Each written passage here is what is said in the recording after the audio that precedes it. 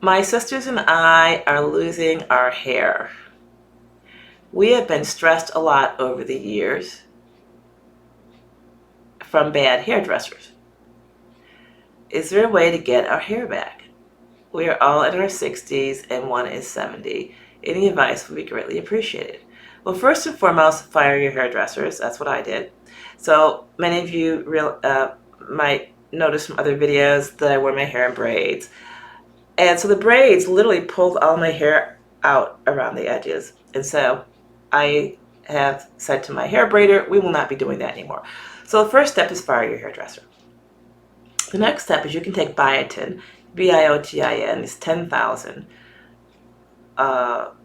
micrograms, which is only 10 milligrams, so don't be put off by that dose.